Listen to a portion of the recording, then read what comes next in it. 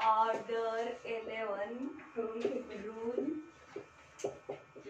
Okay, काल आपण काय काय पाहिलं? काल आपण discovery and application for the discovery of document पाहिलं होतं. तिथे मी काय म्हटलं तर जे डॉक्युमेंट्स प्लीडिंग सोबत तुम्ही देत नाही किंवा तुमच्या प्लीडिंग मध्ये मेन्शन करत नाही, म्हणजे प्लीडिंग मध्ये तुम्ही काही मेन्शन केलं नाही आहे की मी हे डॉक्युमेंट वगैरे देणार आहे, काहीही मेन्शन केलं नाही, तेव्हा आधीचा रूल लागतो. कुठला? रूल 12.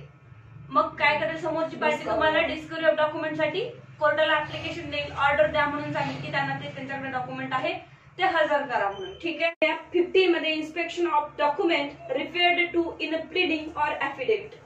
आता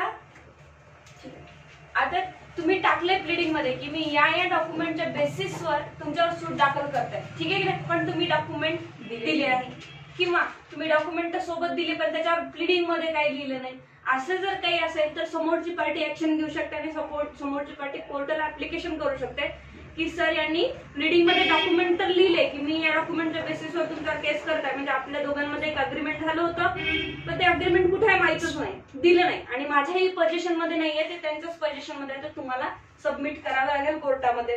so every party to a suit shall be entitled. बघा, every party suit shall be entitled. कुठलीही पार्टी बोथ एंटायटल आहे at or before the settlement of issue to give notice to any other party in whose pleading or affidavits reference is made to notice to any other party in whose any document or who has entered any document in any list annexed to his pleading to produce such a document for the inspection of the party giving such a notice or of his pleader and to permit him or them to take copies thereof. आता काय करायचंय? तुम्हाला जे काही document त्यांना मागायचे ते checklist तयार करायचे आणि त्यांना ऍप्लिकेशन देऊन सांगायचे की ते डॉक्युमेंट तुम्ही दाखल करा, कुठले जे की तुम्ही प्लीडिंग मध्ये मेन्शन केले की ज्या बेसिसवर तुम्ही आमच्यावर सूट दाखल करत आहात. ठीक आहे. तुम्ही प्लीडरला एक नोटीस देऊ शकता, पार्टीला एक नोटीस देऊ शकता. And to permit him or them to take copies thereof, and any party not complying with such notice shall not afterward be liberty to put any such a document in evidence on his behalf in such a suit. इथपर्यंत लक्षात घ्या. आणि समोरच्या पार्टीनी suppose आता एक party आहे ती म्हणते की ऍप्लिकेशन देऊन कोर्टाला की समोरच्या पार्टीने डॉक्युमेंट दाखल करावे, हा आहे प्लेंटिफ, हा आहे डिफेंडंट. डिफेंडंटला ऍप्लिकेशन गेलं कोर्टात थ्रू, नोटीस पण गेली, पण डिफेंडंट त्या नोटीसला कंप्लाय करत नाही, म्हणजेच त्या डॉक्युमेंट दाखल करत नाही जे मागले होते ते. आता परत ज्या डॉक्युमेंटसाठी स्पेसिफिकली मागणी होती ना ते डॉक्युमेंट, आता 1, 2, 3 डॉक्युमेंट असतील, या डॉक्युमेंटला या डिफेंडंटला काही एव्हिडन्स मध्ये यूज करता येणार नाही. Not liberty to use in the evidence. जो कोणी डिफॉल्ट करतोय, जो कोणी नोटीसला कंप्लाय करत नाही. कळलं नाही?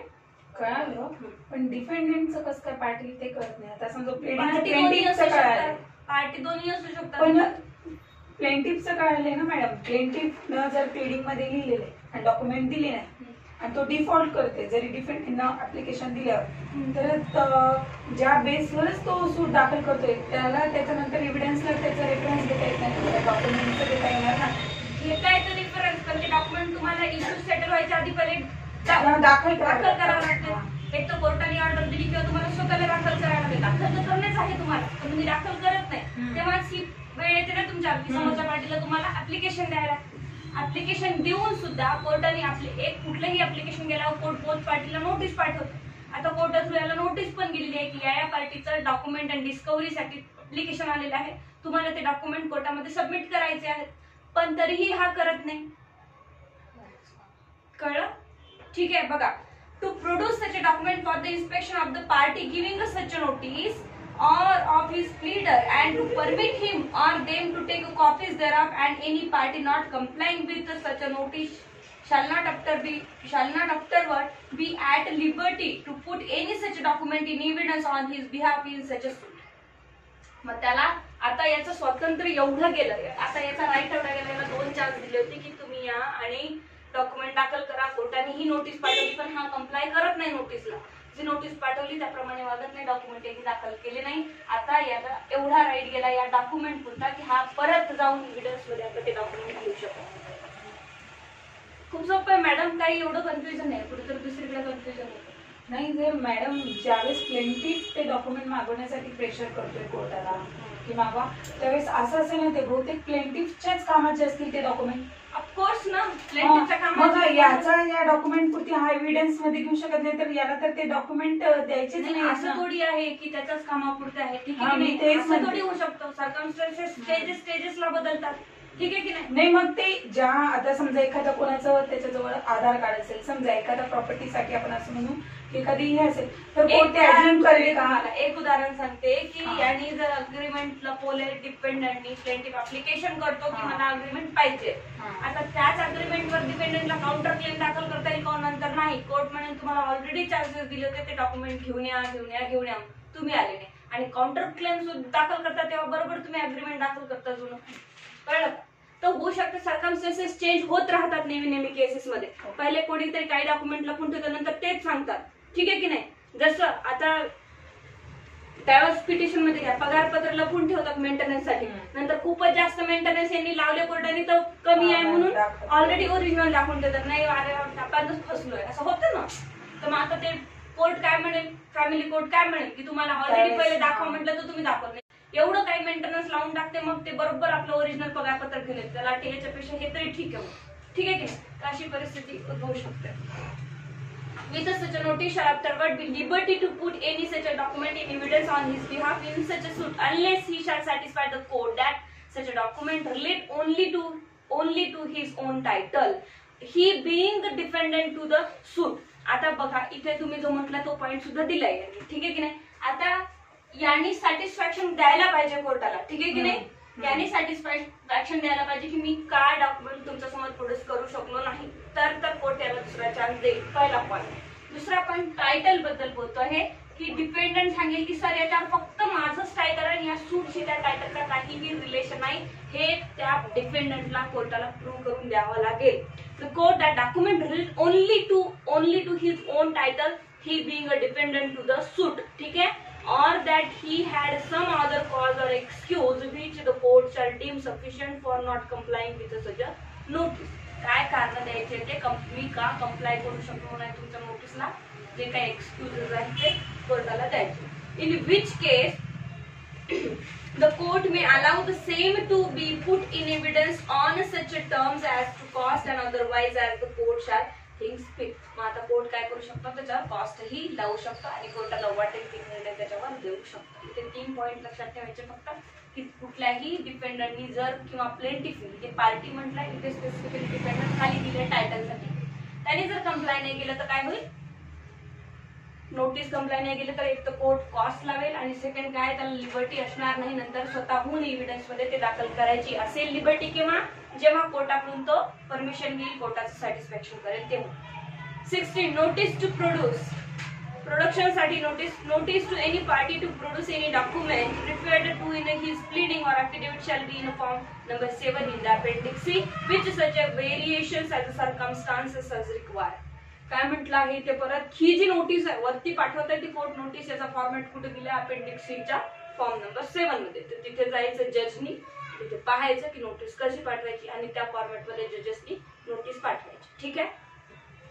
सगळ्या दिलेलं आहे मागे, जजेसनी कसे समन्स पाठवायचे, कशा नोटीस पाठवायच्या, वकिलांनी कसे प्लेंट तयार करायचे, सगळे, ठीक आहे? 17. Time for inspection when notice given. आता बघा इथे टाइम फॉर इन्स्पेक्शन, जर काही डॉक्युमेंट्स असे असतात की ते प्रोड्यूस होऊ शकत नाही कोर्टामध्ये, ठीक आहे? काही कॉन्फिडेन्शियल डॉक्युमेंट्स असतात, मग आता इथे इन्स्पेक्शन करावं लागतं, ठीक आहे की नाही? तो कोर्ट जाऊन करता किंवा मग प्लेंटिफला किंवा डिपेंडंटला ज्या पार्टीला आवश्यक आहे ते पार्टी जाऊन करतात. आता इथे 2-3 पॉइंट अनालिसिस होता या टाइम फॉर इन्स्पेक्शन मध्ये, की जेव्हा नोटीस पाठवतो कोर्ट सेकंड पार्टीला की डॉक्युमेंट हजर करा म्हणून, तर त्याला एक टाइम देतो. कोणाला? त्या पार्टीला ज्याला डॉक्युमेंट हजर करायचे, मग त्याला येऊन सांगावं लागेल हजर करतोय की नाही करतोय. आणि जर त्याला म्हणायचं असेल की मी सर डॉक्युमेंट घेऊन येऊ शकत नाही, तर मग त्याला सुद्धा सेकंड पार्टीला ज्याला पाहायचे आहेत किंवा कोर्टाला पाहिजे त्याला टाइम द्यावा लागतोय की एवढ्या वेळात माझे डॉक्युमेंट पाहून जा. आता बघा काय म्हणताय, the party to whom such notice is given, ज्याला नोटीस दिलेली आहे डॉक्युमेंट प्रोड्यूस करण्याची, within 10 days from the receipt of such notice deliver the party giving the same notice stating a time within 3 days from the delivery thereof at which document or such of them as he does not object the to produce may be inspected at the office of his pleader. बघा इथे काय म्हटलंय त्यांनी की ज्याला तुम्ही notice पाठवली आहे त्यांनी 10 दिवसाच्या आन्सर करावं आणि 10 दिवसाच्या सेकंड पार्टीला 3 दिवसाचा वेळ द्यावा इन्स्पेक्शनसाठी. सर्च करायचंय, माझ्या ऑफिसमध्ये यायचं आणि करून घेऊन जायचं. आता डॉक्युमेंट कधी कधी काय पूर्ण ऑफिसच्या फाईली असतात, अशा परिस्थितीत त्या ऑफिसमधून फाईली घेऊन जायच्या का तिथे एवढं कोर्टमध्ये नाही, काही कॉन्फिडेन्शियल असतात, आर्मी नेव्ही एअरफोर्सच्या. अशा परिस्थितीमध्ये काय होतं, एव्हिडन्स ऍक्ट तुम्हाला अलाउड करत नाही डॉक्युमेंट कोर्टाला सुद्धा. मग कोर्टाला अलाउड जर केलं काही कॉन्फिडेन्शियल मॅटरमध्ये तर फक्त ते कोर्टालाच पाहावं लागतं, क्लायंटला किंवा पार्टीजला पाहायला भेटत नाही. तर अशा परिस्थितीत 3 दिवसाचा समोरच्याला वेळ मिळणार आहे चेक करण्याचा. Okay. Or in the case of banker's book or other books of a account or books in a constant use for the purpose of any trade or businesses and their usual place of a custody and stating which if any of the document he object to produce and on what ground such a notice shall be in form number 8 in appendix C with such variations as circumstances may require. परत सांगितलंय bank books असतील वगैरे वगैरे अशा परिस्थितीत 3 दिवसाचा time दिले जातात, कारण डॉक्युमेंट्स खूप असतात आणि तो डॉक्युमेंट स्पेशल नसतो बँकेत वगैरे, कारण त्याच्यामध्ये खूप सारे लोकांचे रेकॉर्ड्स पण असतात. अशा परिस्थितीत हा 3 दिवसाचा टायमिंग देतात तुम्हाला. तिथे जाऊन इन्स्पेक्शन करायचं. याचं जे फॉर्मॅट आहे, ही नोटीस पाठवायचा तर तो कुठे दिलेला आहे, फॉर्म नंबर 8 अपेंडिक्स सी मध्ये, की कशी नोटीस पाठवायची अशा मॅटर्स मध्ये. Rule 18 order for inspection where the party served with notice under rule 15 omits. आता एका पार्टीला 15 रूल मध्ये सांगितलं होतं की 10 दिवसामध्ये तुम्ही रिप्लाय करायचा आणि 3 दिवस पुढच्या पार्टीला द्यायचं, तो करत नाही, ओमिट करतो. 10 दिवस झाले तरी येत नाही आणि कोर्टाच्या नोटीसला कंप्लाय करत नाही. To give such notice of a time for inspection or object to give inspection elsewhere than at the office of his pleader the court may on the application of the party desiring it make an order for inspection in such a place and in such a manner as may things fit. बघा आता इथे असे वाद काही जर उत्पन्न झाले की मी डॉक्युमेंट घेऊन येणार नाही, तुम्हालाच येऊन चेक करावं लागेल, ठीक आहे की नाही, असे काही उत्पन्न झाले तर मग कोर्ट किंवा 2 पार्टी तिथे जाऊन ठरवतील की कुठे डॉक्युमेंट चेक करण्यात येईल, माझ्या घरी की तुमच्या घरी की माझ्या ऑफिसमध्ये की तुमच्या ऑफिसमध्ये. बघा सोपं आहे. Offer inspection elsewhere than at the office of his pleader. काय म्हणत आहे, वकिलाच्या ऑफिसच्या व्यतिरिक्त द कोर्ट मे, कुठे जर दुसरीकडे चेक करायचे असेल तुम्हाला डॉक्युमेंट तर the court may on the application of the party desiring it. मग कोर्टाला समजा अप्लिकेशन आलं पार्टीचं की माझ्या घरी डॉक्युमेंट चेक करण्यात यावे असं वगैरे, तो कोर्ट काय करेल, डिझायर इट मीन्स काय, विचार करेल त्यावर, and make an order for the inspection in such a place and in such a manner as it may things fit. मग आता कोर्ट काय करेल, ऑर्डर करेल की ठीक आहे बाबा याच्या घरी आहेत ना डॉक्युमेंट सगळे, तिथे जाऊन याचं इन्स्पेक्शन व्हावं आणि कुठल्या मॅनर मध्ये व्हावं हे सुद्धा कोर्ट ऑर्डर करेल. Provided that the order shall not be made when and so far as the court shall be of opinion that it is not necessary either for disposing fairly of the suit or for saving the cost.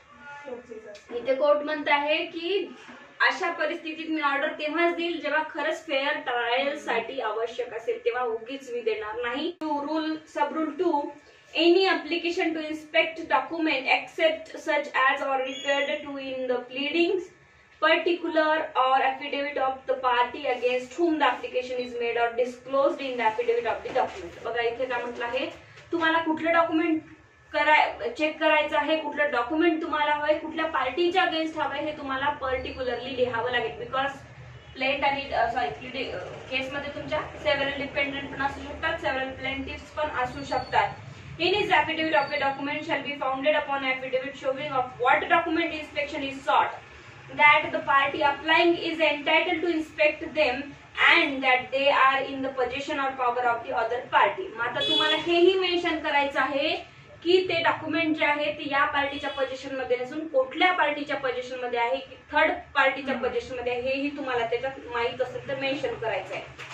The court shall not make such order for inspection of such document when and so far as the court shall be of the opinion that it is not necessary either for disposing fairly of the suit or for the saving cost. ठीक है कि नहीं? आणि अशाही court order देणार नाही third पार्टीच्या घरी जाऊन डॉक्युमेंट चेक करा, त्याच्या पोझिशन मध्ये आहे, जर कोर्टाला पहिले वाटणार नाही की सत्य आहे किंवा नाही, किंवा जो कोणताही प्लेंटिफ किंवा डिपेंडंट एखाद्या डॉक्युमेंटची मागणी करतोय ऍप्लिकेशन घेऊन, ते डॉक्युमेंट गरजेचं आहे का त्या सूटसाठी, खरंच फेअर ट्रायल होण्यासाठी, ते पाहिलं जाईल. गरजेचंच नसेल तर कोर्ट काय करेल, इररिलेव्हंट आहे आणि रिजेक्ट करून टाकेल तुमचं ऍप्लिकेशन, काही गरजच नाहीये. ठीक आहे. समजा आपण सांगितलं थर्ड पार्टीकडे आपल्याला कोर्टाला तसं काहीतरी रिझन द्यावं लागेल, द्यावं लागते की आपल्या प्लीडिंगशी कुठे रिलेट करता येते आणि मला त्याचा काय फायदा होऊ शकतो. Rule 90 verified copies. Verified copies बद्दल बोलत आहे. डॉक्युमेंट आहे तर कॉपीज व्हेरीफाईड वगैरे ह्या शब्द येणारच या ऑर्डरमध्ये. व्हेरीफाईड कॉपीज म्हणजे काय, होऊ शकतं कोणाकडे ओरिजिनल नाही आहे, व्हेरीफाईड दाखल करू शकतो ते. ठीक आहे की नाही, की माझ्याकडे व्हेरीफाईड आहे, माझी टीसी शाळेमध्ये आहे, माझी टीसी कुठे आहे, तिथे ओरिजिनल टीसी म्हणजे व्हेरीफाईड, तर व्हेरीफाईड एक कोर्ट ऍक्सेप्ट करेल. तर कशा पद्धती आहे व्हेरीफाईड डॉक्युमेंट ऍक्सेप्ट करायच्या.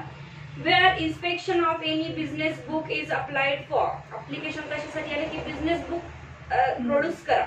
The court may, if it thinks fit, instead of ordering inspection of the original book, order a copy of any entries therein to be furnished and verified by the affidavit of some person who has examined the copy with the original entries.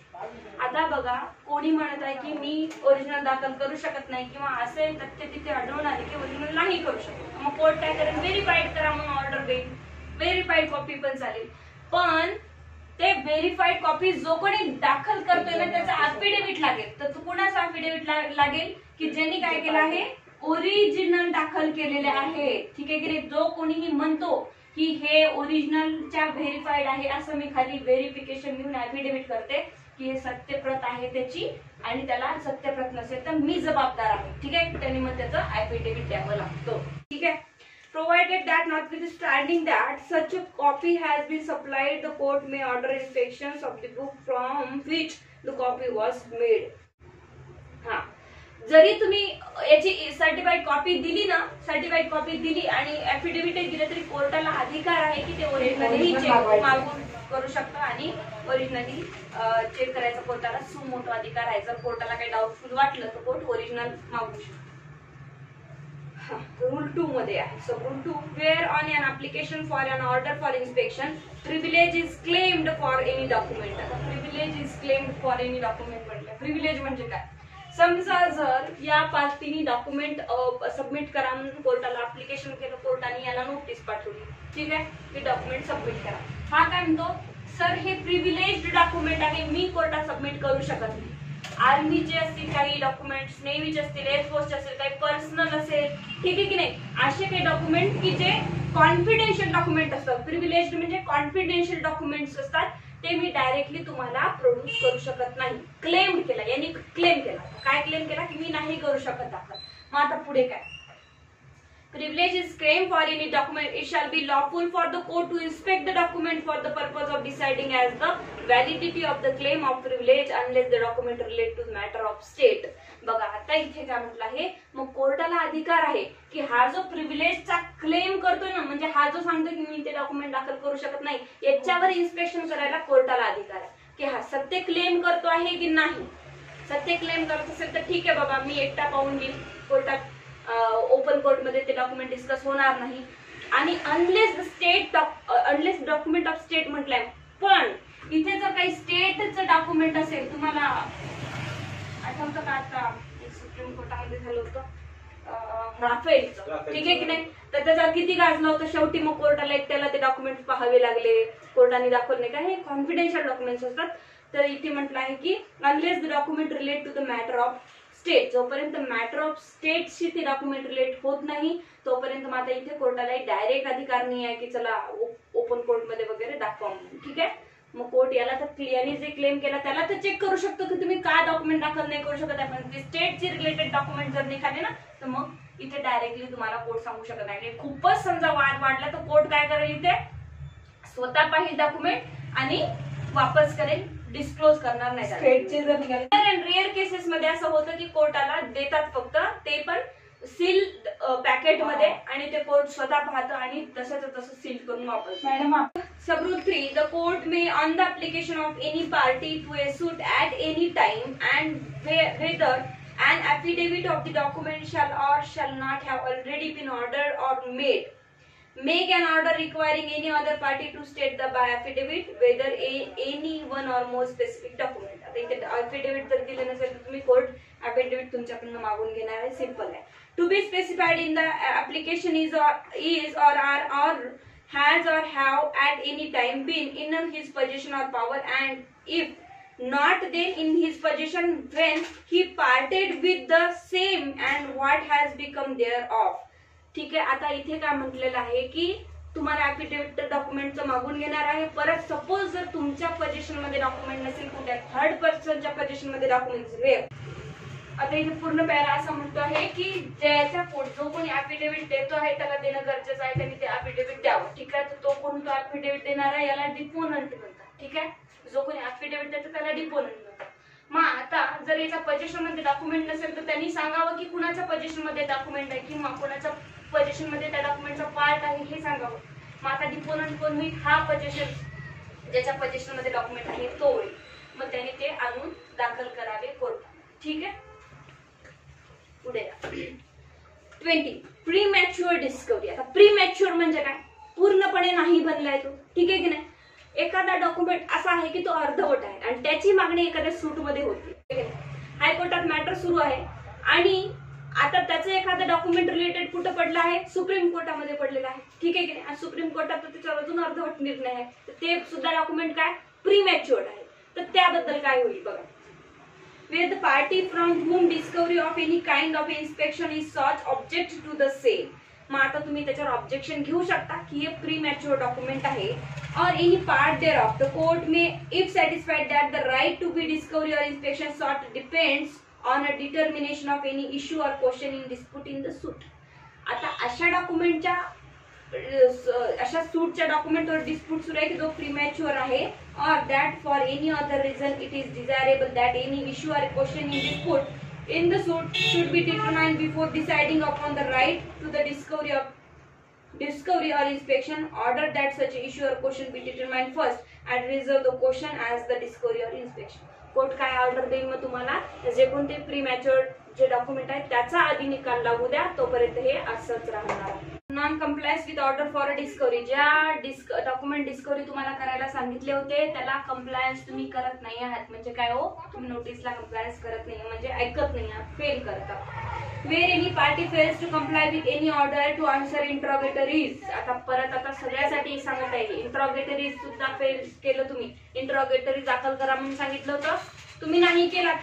और for discovery और inspection of A document. Discovery of inspection of document नाही केलं, डॉक्युमेंटची discovery करत नाही आणि inspection साठीही तुम्ही बोलवत नाही कुणाला. He shall, if a plaintiff, be liable to have his suit dismissed for want of prosecution.